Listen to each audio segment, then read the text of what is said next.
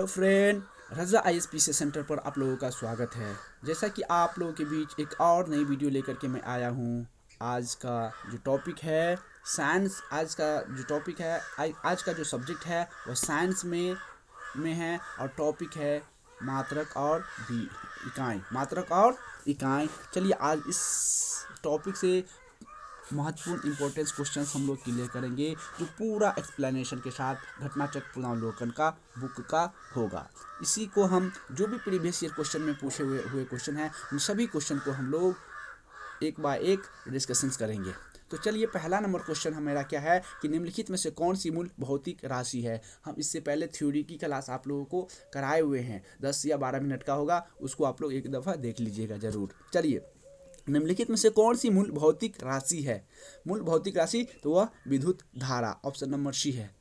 7 गो basic unit बताए थे, लंबाई, द्रव्यमान, ये सब तो आप लोग याद रखिएगा। जो इसमें भी देखिए, लंबाई, द्रव्यमान, समय, ताप, विद्युत धारा, ज्योति तीव्रता और पदार्थ की परिणाम, ये 7 मूल भौतिक राशि है, जिसमें से विद्युत धारा भी है, यानी कि इलेक्ट्रिक करंट भी है।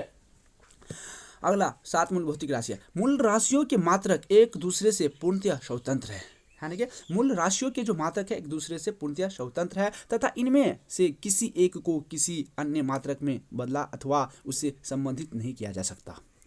बिल्कुल। नेक्स्ट क्वेश्चन है हम लोग, शक्ति का मात्रक क्या है। तो सभी को पता होगा वाट। शक्ति किसका मात्रक होता है, तो वाट का मात्रक होता है। चलिए एक एक्सप्लेनेशन देख लेते हैं हम लोग। भौतिक में शक्ति या विद्युत शक्ति वह दर है जिस पर कोई कार्य किया जाता है या ऊर्जा संचारित होती है। शक्ति बराबर W/T, यानी कि कार्य बट्टा समय होता है। फॉर्मूला भी याद रखना है कि W शक्ति बराबर कार्य बट्टा समय, यानी कि P=W/T होता है। शक्ति का मात्रक वाट होता है, जो जूल प्रति सेकंड के बराबर होता है। जो जूल प्रति सेकंड के क्या होता है, बराबर होता है। अगला, विद्युत शक्ति किसकी इकाई है। शक्ति कहे तो वाट की इकाई है। किसकी इकाई है, वाट की इकाई है। अगला आंसर इसका डी हो जाएगा। नेक्स्ट क्वेश्चन, बल का मात्रक क्या होता है। तो बल का मात्रक न्यूटन होता है। बल का मात्रक क्या होता है, न्यूटन होता है। एक्सप्लेनेशन देखते हैं। बल यानी कि फोर्स का ऐसा मात्रक न्यूटन या किलोग्राम मीटर पर सेकेंड स्क्वायर होता है।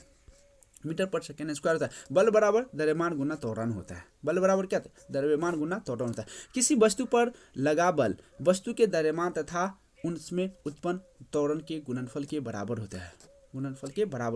कार्य का मात्रक क्या होता है, जूल होता है। कार्य का मात्रक क्या होता है, जूल होता है। जब किसी वस्तु पर बल लगाकर विस्थापन उत्पन्न किया जाता है तो बल फोर्स द्वारा किया गया कार्य बल तथा बल की दिशा में विस्थापन की गुणनफल के बराबर होता है। कार्य एक अदिश राशि है। इसका ऐसा मात्रक न्यूटन मीटर है, जिसे जूल कहते हैं। जूल ऊर्जा का भी मात्रक है। जूल ऊर्जा का भी क्या है, मात्रक है, याद रखिएगा। जब किसी वस्तु पर बल लगाकर विस्थापन उत्पन्न किया जाता है तो बल द्वारा किया गया कार्य बल तथा बल की दिशा में विस्थापन के गुणनफल के बराबर होता है। कार्य एक अदिश राशि है। कार्य क्या है, एक अदिश राशि है। इसका मात्रक न्यूटन मीटर है, जिसे जूल कहते हैं। जूल ऊर्जा का भी मात्रक है। नेक्स्ट क्वेश्चन है, आवृत्ति को मापा जाता है किसमें, हर्ट्ज में मापा जाता है। आवृत्ति को किस में मापा जाता है, हर्ट्ज में मापा जाता है। यानी कि आवृत्ति का ऐसा मात्रक हर्ट्ज होता है। एक सामान्य मनुष्य 20 हर्ट्ज से 20,000 हर्ट्ज आवृत्ति की ध्वनि को सुन सकने में सक्षम होता है। यानी कि एक सामान्य मनुष्य कितने से कितने साउंड तक की आवाज़ को सुन सकता है, तो 20 हर्ट्ज से लेकर के 20,000 हर्ट्ज तक सुन सकता है। अगला क्वेश्चन है कि हर्ट्ज में क्या मापा जाता है। हर्ट्ज में क्या मापा जाता है, तो फ्रीक्वेंसी यानी कि आवृत्ति मापी जाती है। क्या मापी जाती है, आवृत्ति मापी जाती है। सब इस ऑनलाइन क्वेश्चन है, सभी को याद होगा, MPPC शॉर्ट में पूछी हुई क्वेश्चन सब है। चलिए अगला क्वेश्चन है, चालक की वैद्युत प्रतिरोधकता की इकाई क्या होती है। तो चालक का फराड, वोल्ट, ओम और एम्पियर नहीं होगा, इसका आंसर अलग होता है। चालक की प्रतिरोधकता, चलिए एक्सप्लेनेशन देखते हैं, आपको पता चल जाएगा इसका आंसर कौन होगा। चलिए, किसी पदार्थ की वैद्युत प्रतिरोधकता से उस पदार्थ द्वारा विद्युत धारा के प्रवाह का विरोध करने की क्षमता का पता चलता है। कम प्रतिरोधकता वाले पदार्थ आसानी से विद्युत आवेश को चलने देते हैं। इसकी इकाई मात्रक ओम मीटर होता है। तो सबको याद हो गया कि चालक की वैद्युत प्रतिरोधकता की इकाई जो होता है वह क्या होता है, ओम मीटर होता है। क्या होता है, ओम मीटर। वैद्युत प्रतिरोधकता यानी कि बराबर क्या होता है, R प्रोपोर्शनल A/L होता है। याद रखिएगा इसको। जहां R पदार्थ का विद्युत प्रतिरोध रोध यानी कि ओम में होता है। आई पदार्थ के टुकड़े की धारा की दिशा, आई होता है, आई धारा में लंबाई मीटर में होता है, और ए धारा की दिशा के लंबवत पदार्थ का क्षेत्रफल, और वर्ग मीटर में दिए गए विकल्पों में फराड या फैराड या धारिता का, वोल्ट वैद्युत विभवांतर का, एम्पियर और विद्युत धारा का, तथा ओम और वैद्युत प्रतिरोध का मात्रक है। तो इसमें से आंसर इसका कोई नहीं होगा। अगला क्वेश्चन, नेक्स्ट क्वेश्चन की तरफ हम लोग चलते हैं। नंबर 9, ओम मीटर मात्रक है किसका? तो प्रतिरोधकता का। सबको पता होगा कि ओम मीटर किसका मात्रक है? तो प्रतिरोधकता का मात्रक है। नेक्स्ट क्वेश्चन की तरफ चलते हैं हम लोग। क्या है? निम्नलिखित युग्मों में से कौन सा एक युग्म सुलेमित नहीं है? नहीं है वर्ड पे ध्यान देना है। क्या है? नहीं है, नहीं है वर्ड। तो इसका आंसर क्या हो जाएगा बताइए? तो ये लेंस की क्षमता डायफ्टर, तो बिल्कुल ये बात सही है। लेंस की क्षमता क्या होता है? डायफ्टर, ये बात सही है। फिर दाब या दबाव या दाब पास्कल है, ये भी बात सही। लेकिन रेडियो एक्टिव पदार्थ की सक्रियता मैडम क्यूरी, ये बिल्कुल बात गलत है। और उष्मा जूल है, ये भी बात सही है। तो इसका आंसर कौन हो जाएगा? डी हो गया। चलिए अगला एक्सप्लेनेशन इसका। किसी रेडियो एक्टिव पदार्थ की सक्रियता से तात्पर्य प्रति इकाई समय में अपक्षय यानी कि डेकी होने वाले नाभिकों की संख्या से। एसआई प्रणाली में इसकी इकाई बेकुरेल है, क्योंकि इसका पुराना गैर एसआई मात्रक है। स्पष्ट है कि युग्म सी सुलेमित नहीं है, शेष युग्म सुलेमित है। शेष युग्म क्या है? सुलेमित है। चलिए नेक्स्ट क्वेश्चन है, प्रकाश वर्ष इकाई है किसकी? तो दूरी की। प्रकाश वर्ष किसकी इकाई है? तो दूरी की इकाई है। याद रखिएगा, कितना क्वेश्चन है, कितना बार क्वेश्चन पूछा है। प्रकाश द्वारा एक वर्ष में तय की गई दूरी को एक प्रकाश वर्ष यानी कि लाइट ईयर कहते हैं। 1 प्रकाश वर्ष बराबर 9.46 × 10⁻15 मीटर होता है। प्रकाश वर्ष होता है, क्या होता है? प्रकाश द्वारा एक वर्ष में चली गई दूरी को प्रकाश वर्ष कहते हैं। यानी कि प्रकाश वर्ष होता है, प्रकाश द्वारा एक वर्ष में चली गई दूरी को प्रकाश वर्ष कहते हैं। अगला क्वेश्चन हम लोग चलते हैं, प्रकाश वर्ष क्या है? तो वह दूरी जो प्रकाश एक वर्ष में तय करता है, उसे हम प्रकाश वर्ष कहते हैं। अगला क्वेश्चन है कि खगोलीय दूरियां प्रकाश वर्ष में मापे जाने का कारण निम्नलिखित में से कौन सा है? तो प्रकाश की गति, स्पीड सदैव एक समान होती है। आंसर इसका डी होगा। नेक्स्ट क्वेश्चन एक्सप्लेनेशन इसका देख लेते हैं। खगोलीय दूरियां विशेष रूप से ग्रहों की बीच की दूरियां, तारों के बीच की दूरियां इतनी विशाल होती है कि उन्हें मील एवं किमी यानी कि किलोमीटर में व्यक्त करना अत्यधिक दुष्कर्य कार्य हो सकता है। अतः उन्हें एयू यानी कि एस्ट्रोनॉमिकल यूनिट पर कहते हैं। प्रकाश वर्ष, पार्सेक इत्यादि में मापा जा सकता है। पूरे ब्रह्मांड में प्रकाश की गति स्थिर यानी कि कांस्टेंट होती है, और यह उच्च परिदृश्यता यानी कि हाई प्रेसिजन के लिए जानी जाती है। इसी कारण खगोलीय दूरियों को प्रकाश वर्ष में मापा जाता है। चलिए हम लोग नेक्स्ट क्वेश्चन की तरफ चलते हैं। क्वेश्चन नंबर 15, एक पार्सेक तारों संबंधित दूरियां मापने का मात्रक बराबर होता है किसके? तो 3.25 प्रकाश वर्ष के। 3.25 प्रकाश वर्ष के बराबर होता है। एक्सप्लेनेशन, पार्सेक सेकंड का संक्षिप्त रूप है। पार्सेक पैरालैटिक सेकंड का एक संक्षिप्त रूप है। इसका प्रयोग लंबी खगोलीय दूरी को व्यक्त करने के संदर्भ में होता है। 1 पार्सेक बराबर 3 × 0857 × 10⁻16 मीटर होता है। फिर 1 प्रकाश वर्ष इक्वल टू 9.46 × 10⁻15 मीटर होता है, और अतः 1 पार्सेक इक्वल टू 3 × 262 प्रकाश वर्ष होता है। और प्रश्न का सन्निकट उत्तर विकल्प बी होगा। चलिए नेक्स्ट क्वेश्चन, पार्सेक मात्रक है किसका? दूरी का। किसका है? दूरी का मात्रक है। सभी को पता होगा पार्सेक किसका मात्रक है? दूरी का है। माप की कौन सी इकाई को 0.39 से गुना करने पर इंच प्राप्त होता है? तो सेंटीमीटर को। किसको? तो सेंटीमीटर को। याद रखिएगा, माप की कौन सी इकाई को 0.90 से गुना करने पर इंच प्राप्त होता है? तो वह सेंटीमीटर को। इसलिए पता रखना है कि 1 सेंटीमीटर इक्वल टू 0.39 इंच होता है। 3.9 इंच। अतः सेंटीमीटर इकाई में 0.39 से गुना करने पर इंच प्राप्त होता है।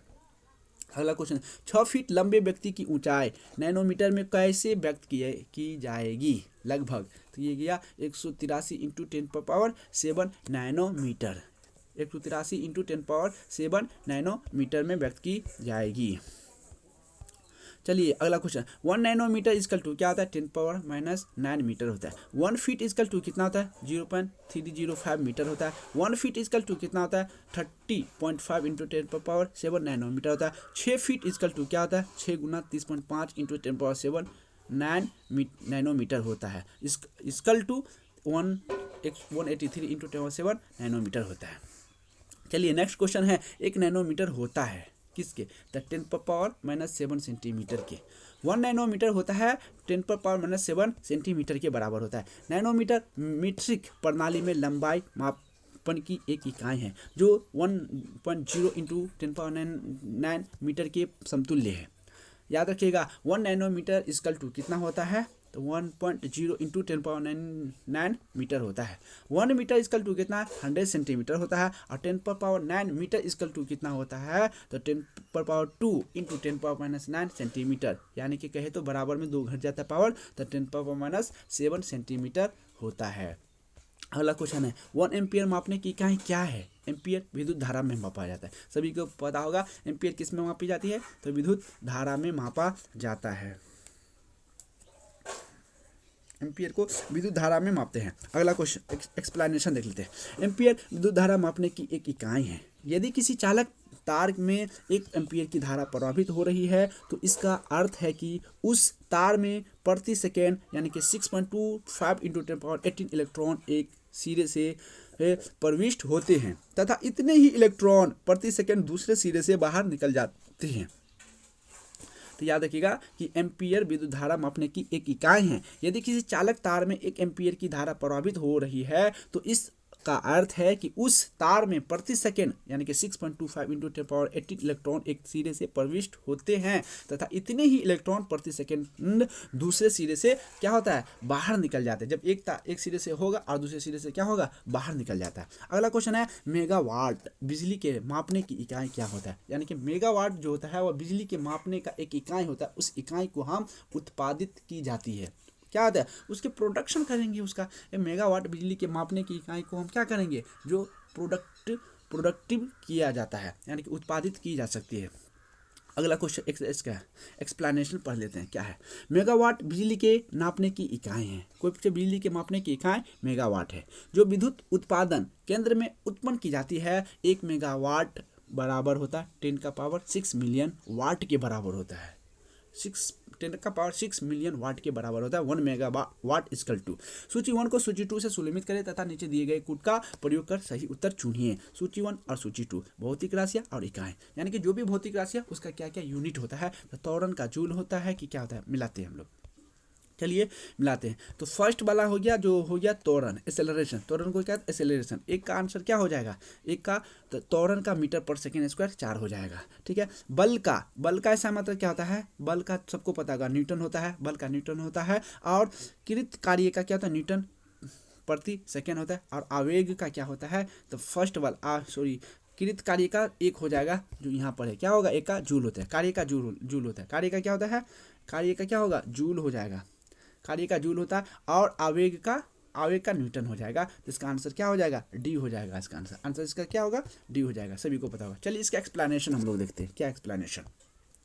त्वरण किसी गतिमान वस्तु के वेग में प्रति एकांक समयांतराल में होने वाला परिवर्तन है। इसका मात्रक मीटर पर सेकेंड स्क्वायर होता है।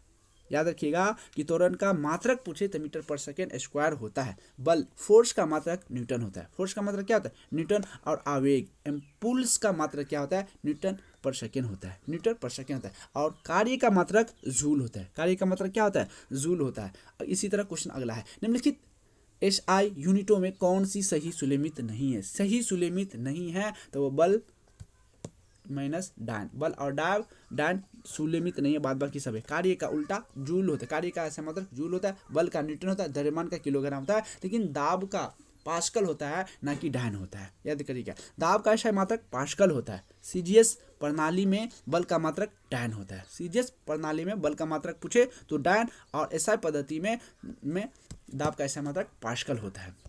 सब याद रखिएगा। अगला क्वेश्चन है, सूची 1 को सूची 2 से सुलमित कीजिए तथा नीचे दिए गए कूट का प्रयोग कर सही उत्तर चुनिए। तो सही उत्तर चुनना है, इकाई और प्राचल है।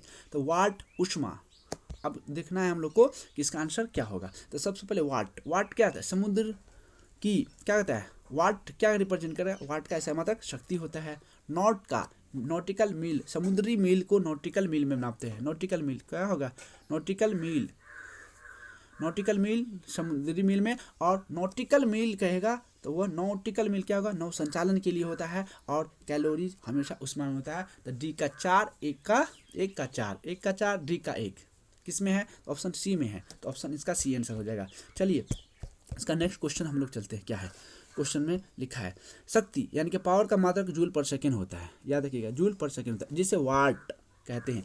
नॉट समुद्री जहाज की गति मापने की इकाई है। नौसंचालन में प्रयुक्त दूरी को नॉटिकल मील में मापते हैं। कैलोरी ऊष्मा की मात्रक मापने की इकाई है। कैलोरी ऊष्मा की मात्रा मापने की इकाई है। सुमेल कीजिए, क्या करना है, सुमेल करना है। सबसे पहला सुमेल करना है joule, ampere, watt, volt, calorie. Volt calorie, volt calorie, joule का क्या होता है, कार्य होता है। कार्य कैसा मतलब क्या होता है, जूल होता है। एम्पियर का धारा होता है। एम्पियर का क्या होगा, सभी को पता होगा, एम्पियर का क्या होगा, धारा होता है। वाट का सभी को पता होगा क्या होगा, वाट का विभवांतर माने कैसे, तो वाट का क्या होगा, समार्थ होता है, शक्ति के साथ साथ होगा। वोल्ट का क्या होता है, वोल्ट का क्या हो जाएगा, वोल्ट का ऊष्मा, हीट का ऊष्मा होगा ना, वोल्ट। चलिए वोल्ट का हो जाएगा, हाँ। वाट का शक्ति का ये होगा, और कैलोरी का ऊष्मा होगा। 5 का 1 का 1, 5 का 5, 5 का 5, 5 का 5 होगा। तो इसका आंसर, चलिए इसका आंसर क्या हो जाएगा बताइए आप लोग। हाँ क्या होगा, 1 का 3 हो जाएगा, यानी कि जूल का क्या हो जाएगा, जूल का क्या हो जाएगा, कार्य हो जाएगा। कार्य का ऐसा मतलब जूल। एम्पियर का क्या होता है, एम्पियर का धारा हो जाएगा, ठीक है। वाट का समानार्थ हो जाएगा, और वोल्ट का डी का 4 विभवांतर हो जाएगा, और कैलोरी का ऊष्मा हो जाएगा। तो इसका आंसर ए में दिख रहा है। चलिए अगला, इसका एक्सप्लेनेशन है, सबको पता है। कार्य जूल कार्य एवं ऊष्मा का मात्रक है, याद रखिएगा। क्या कहता है क्वेश्चन कि जूल कार्य एवं ऊर्जा मात्रक है, ये सब क्या है, मात्रक है। लेकिन एम्पियर, वाट, वोल्ट एवं कैलोरी क्रमशः धारा, समानार्थ, विभवांतर और ऊष्मा के मात्रक है, एक हॉर्स पावर में कितने वाट होते हैं, 746 या 746 वाट होता है, याद रखिएगा, ठीक है। किसी कर्ता द्वारा कार्य करने की दर को उसकी शक्ति या समानार्थ कहते हैं। शक्ति का मात्रक जूल पर सेकेंड होता है, जिसे वाट कहते हैं। 1 वाट इजकल टू 1 जूल प्रति सेकेंड होता है। 1 अश्वशक्ति इजकल टू 746 वाट होता है, जो सभी को पता है। नेक्स्ट क्वेश्चन क्या बोला है, निम्नलिखित में से कौन सा सुलेमित नहीं है, कौन जो है वह स्टेटमेंट सही नहीं है, कौन सा मिलान नहीं खाता है ना। तो याद रखिएगा, नॉट जहाज के चाल की माप होता है, ये बिल्कुल सही है। नॉटिकल मील नौ संचालन में प्रयुक्त की गई दूरी की इकाई है, सही है। एंगस्ट्रॉम प्रकाश के तरंगदैर्घ्य की इकाई है, ये भी पॉइंट सही है। लेकिन प्रकाश वर्ष दूरी का मात्रक होता है, न कि समय का। तो आंसर इसका क्या होगा, यही गलत है, तो आंसर इसका डी हो जाएगा। चलिए इसका एक्सप्लेनेशन क्या बोलता है कि प्रकाश वर्ष समय की नहीं अपितु दूरी का मापन की इकाई है, दूरी की मापन का इकाई। अंतर्राष्ट्रीय खगोल संघ के अनुसार प्रकाश वर्ष वह दूरी है जो प्रकाश द्वारा निर्वात में एक वर्ष में तय की जाती है। प्रश्नगत अन्य युग्म सुलेमित नहीं है। चलिए अगला, एंगस्ट्रॉम इकाई है किसका, तो तरंगदैर्घ्य का। किसका, तरंगदैर्घ्य का एंगस्ट्रॉम इकाई है। तरंगदैर्घ्य का मापन एंगस्ट्रॉम में किया जाता है, किसमें किया जाता है, एंगस्ट्रॉम में। तो 1 एंगस्ट्रॉम बराबर 10⁻⁻10 मीटर होता है, 10⁻⁻10 मीटर होता है। अगला, सूची 1 को सूची 2 से के साथ सुलेमित कीजिए तथा सूचियों के नीचे दिए गए कूट का प्रयोग करके सही उत्तर चुनिए। तो सही उत्तर चुनना है, क्या क्या सही उत्तर है ये सबको पता होगा।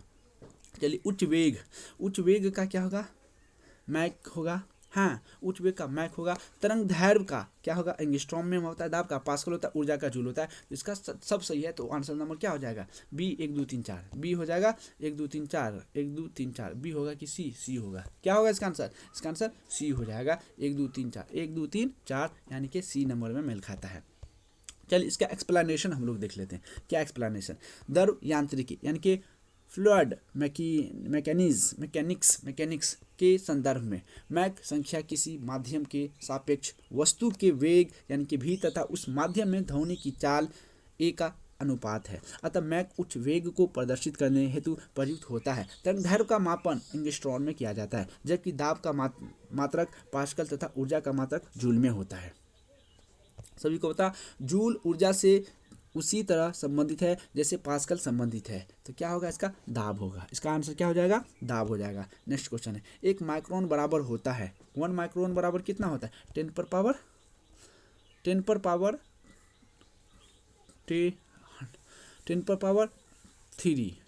3 होगा 1 माइक्रोन बराबर, है ना, सभी को पता होगा। 1 माइक्रोन इक्वल टू 10⁻6 मीटर होता है, और 1 10⁻6 इंटू -3 मिली का हटा दें तो 3 हो जाएगा, तो 10⁻1000 मीटर के बराबर हो जाएगा। चलिए अगला क्वेश्चन, एक माइक्रोन लंबाई प्रदर्शित करता है किसको, तो 10⁻4 सेंटीमीटर की, -4 सेंटीमीटर की करता है। एक माइक्रोन 10⁻6 मीटर लंबाई प्रदर्शित करता है, इसे म्यू से प्रदर्शित करते हैं। 1 micron equal to 0.00001 metre equal to 0.001 centimetre होता है, जो 10⁻4 सेंटीमीटर के बराबर होगा, याद रखिएगा। निम्नलिखित में से कौन सा एक सुलेमित नहीं है, सुलेमित नहीं है, कौन सा है जो सुलेमित नहीं है, तो सेल्सियस उष्मा की इकाई है, यही गलत है, बाद बाकी सब इकाई है। डेसिबल ध्वनि की प्रबलता सही है। अश्व शक्ति की इकाई है। समुद्री मील नौ संचालन में दूरी की इकाई है, ये बात सब सही है। सेल्सियस ताप को मापने का मात्रक है। उष्मा हीट का मात्रक कैलोरी होता है। नौ संचालन में प्रयुक्त दूरी को मापने की इकाई समुद्री मील है। शक्ति का मात्रक जूल पर सेकेंड होता है, जिसे वाट कहते हैं। 1 अश्व शक्ति इक्वल टू 746 वाट के समतुल्य होता है। ध्वनि की प्रबलता को डेसिबल मात्रक में मापते हैं, डेसिबल मात्रक में मापते हैं। अगला, निम्नलिखित में से कौन सी एक उष्मा की इकाई नहीं है। उष्मा की इकाई कौन सा नहीं है, तो कैलोरी भी है। किलो कैलोरी, वाट, किलो जूल, तो वाट नहीं होना चाहिए, डी, क्योंकि वाट शक्ति का इकाई है, उष्मा की इकाई नहीं है, याद रखिएगा। उष्मा एक प्रकार की ऊर्जा है। उष्मा एक प्रकार का क्या ऊर्जा है, जो पदार्थ के तापांतरण को व्यक्त करती है। उष्मा एक स्थान से दूसरे स्थान को स्थानांतरित होती है, और यह स्थानांतरण हमेशा अधिक ताप वाले पदार्थ से कम ताप वाले पदार्थ के मध्य होता है। उष्मा का मात्रक calorie, kilo calorie, joule, kilo joule में किया जाता है। वाट शक्ति के मापन के लिए प्रयुक्त की जाती है। वाट बराबर 1 जूल पर सेकेंड होता है। वाट बराबर 1 जूल पर सेकेंड होता है। उष्मा की इकाई निम्नलिखित में से कौन नहीं है, कौन है नहीं है उष्मा का, तो सेंटीग्रेड ही नहीं है, बाद में कैलोरी है, जूल है, अर्ग भी है, याद रखिएगा। उष्मा की इकाई सेंटीग्रेड नहीं है, सेंटीग्रेड नहीं, बल्कि तापमान की इकाई कैलोरी, जूल एवं अर्ग उष्मा की इकाई है। उष्मा ऊर्जा का एक रूप है। जब ऊर्जा एक पिंड से दूसरे पिंड में तापांतरण के कारण स्थानांतरित होती है, तब स्थानांतरित होने वाली ऊर्जा उष्मा कहलाती है। क्या कहलाती है, उष्मा ऊर्जा कहलाती है। 1 किलोमीटर दूरी का तात्पर्य किससे है, तो 1000 मीटर से, 1000 मीटर से, यानी कि दूरी को मापने का SI मात्रक मीटर होता है। 1 किलोमीटर इक्वल टू 1000 मीटर के बराबर होता है। 1 मीटर 100 सेंटीमीटर के बराबर होता है, याद रखिएगा। 1 पिकोग्राम बराबर कितना होता है, तो 10⁻⁻12 ग्राम। 1 पिकोग्राम बराबर 10⁻12 ग्राम होता है, सभी याद रखिएगा। द्रव्यमान को मापने की लघु इकाइयाँ मिलीग्राम, माइक्रोग्राम और नैनोग्राम, पिकोग्राम तथा फेम्टोग्राम होती है। द्रव्यमान को मापने के लिए 1 picogram equal to 10⁻12 gram, 1 microgram बराबर 10⁻6 ग्राम, 1 फेम्टोग्राम बराबर 10⁻15 ग्राम, और 1 मिलीग्राम बराबर 10⁻3 ग्राम, 1 नैनोग्राम बराबर 10⁻9 ग्राम होता है। ये बात सब याद रखिएगा। पास्कल इकाई है किसका, तो सभी को पता होगा। पास्कल किसका है, तो दाब का। पास्कल किसका है, तो दाब का इकाई है। पास्कल दाब का इकाई है। किसी तल के इकाई क्षेत्रफल पर लगने वाले बल को दाब यानी कि पास्कल कहते हैं। दाब एक अदिश राशि है, स्केलर क्वांटिटी है। दाब का मात्रक न्यूटन प्रति मीटर स्क्वायर होता है, जिसे पास्कल कहते हैं। 1 pascal equal to 1 newton metre square होता है। दाब इकाई क्या है, दाब की इकाई क्या है, दाब का इकाई सभी को पता है क्या है। दाब की इकाई न्यूटन प्रति वर्ग मीटर है। न्यूटन प्रति वर्ग मीटर है। यानी दाब किसी तल के इकाई क्षेत्रफल पर लगने वाले बल को दाब कहते हैं। दाब एक अदिश राशि है। दाब का मात्रक न्यूटन प्रति मीटर स्क्वायर होता है, जिसे पास्कल कहते हैं। दाब का मात्रक क्या होता है, तो किलो प्रति मिमी, किलोग्राम पर मिमी होता है। किलोग्राम पर मिमी, किग्रा बल या वर्ग सेंटीमीटर, जिसे प्रायः किग्रा या वर्ग सेंटीमीटर से ही निरूपित किया जा सकता है। दाब की एक अप्रचलित इकाई है। दाब एक अप्रचलित इकाई है, यह एसआई प्रणाली का अंग नहीं है। दाब की वर्तमान में प्रचलित इकाई है। प्रचलित इकाई न्यूटन प्रति मीटर स्क्वायर यानी कि पास्कल है। पारिस्थितिकी दाब यानी कि एटमॉस्फेरिक प्रेशर की इकाई क्या है? तो ये बार है। क्या है? बार है। वायुमंडलीय दाब का गैर एसआई मात्रक बार है, जो 10⁻⁻5 न्यूटन पर मीटर स्क्वायर के समतुल्य होता है। इसे एसआई मात्रक के रूप में पास्कल द्वारा परिभाषित किया जा सकता है। 1 बार इक्वल टू 10⁻⁻5 पास्कल होता है। सभी याद रखिएगा। 1 किलोग्राम पर सेंटीमीटर स्क्वायर दाब समतुल्य है। किसके समतुल्य है? तो वह किसके समतुल्य है? तो सभी याद रखिएगा 1.0 बार के बराबर। 1.0 बार के बराबर है। 1.0 बार के बराबर है। चलिए एक्सप्लेनेशन देखें। चूंकि 1 dyne equal to 1.02 into 10⁻16 kilogram होता है और 1 बार इक्वल टू 10⁻6 डाइन या सेंटीमीटर स्क्वायर होता है, इसलिए डाइन का मान बार के मान में प्रतिस्थापित करने पर 1 बार इक्वल टू 10⁻6 डाइन या सेंटीमीटर स्क्वायर होता है। Equal to 1.02 into 10⁻6 into 10⁻6 kilogram centimetre square equal to 1.02 kilogram centimetre square होता है। अगला क्वेश्चन है, निम्नलिखित में से किस राशि का मात्रक नहीं है? किस राशि का मात्रक नहीं? तो विकृति का कोई मात्रक नहीं होता। बाद बाकी प्रतिबल, बल और दाब का मात्रक होता है। एक्सप्लेनेशन, किसी वस्तु की बीमा में आया परिवर्तन और उस वस्तु की मूल बीमा के अनुपात को विकृति कहते हैं। विकृति एक बीमाहीन राशि है, अर्थात इसका कोई मात्रक नहीं होता। इसका कोई मात्रक नहीं होता है। अगला क्वेश्चन है, तेल का एक बैरल निम्नलिखित में से लगभग कितना होता है? तभी 159 लीटर के बराबर होता है। याद रखिएगा, पूर्व में तेल की मात्रा बैरल में नापी जाती थी, अब इसे घन मीटर में नापा जाता है। 1 बैरल इक्वल टू 158.987 3 लीटर होता है और 1 बैरल इक्वल टू घन मीटर में बोले तो 0.158987 घन मीटर होता है। 1 barrel equal to 42 US gallon होता है और 1 barrel equal to 34.972 UK gallon होता है। याद रखिएगा। लंबाई की न्यूनतम इकाई किसकी है? तो fermimetre. 1 micron equal to 10⁻6 metre. 1 nanometre बराबर 10⁻9 मीटर। 1 एंगस्ट्रॉम बराबर 10⁻10 metre. 1 fermimetre equal to 10⁻15 metre. इस तरह प्रश्नगत विकल्पों में न्यूनतम इकाई फर्मीमीटर है। सूची 1 को सूची 2 से सुलभित कीजिए तथा सूचियों के नीचे दिए गए कूट का प्रयोग करते हुए सही उत्तर चुनिए। सूची 1 सूची 2। सूची 1 सूची 2। अगला क्वेश्चन है इसका। सूची 1 सूची 2 क्या बोला है? क्यूसेक किसकी का है? तो